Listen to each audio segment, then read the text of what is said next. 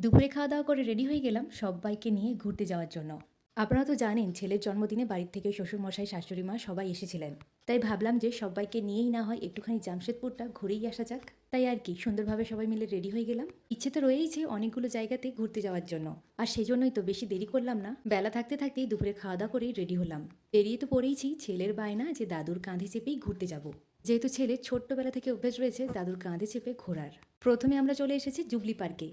ঘুরতে তো এসেছি, যেই গাড়ির থেকে নেমে পার্কটাতে এলাম অমনি বৃষ্টি শুরু হয়ে গেল। সত্যি কথা বলতে সকাল থেকে এত সুন্দর ওয়েদার ছিল আর এত সুন্দর রোদ বেরিয়েছিল, বেশ ভালোই লাগছিল, যে ভাবলাম যে আজকের ঘোরাটা ভীষণ সুন্দর হবে। আর বাড়ির থেকে বেরোনোর সময় এত সুন্দর ওয়েদার ছিল যে ভাবলাম যে আজকে ভীষণ সুন্দর এনজয় করব। ও মা, যেই গাড়ির থেকে নামলাম অমনি বৃষ্টি শুরু হয়ে গেল। যাই হোক, আর কি করা যাবে, কপাল খারাপ থাকলে যা হয়।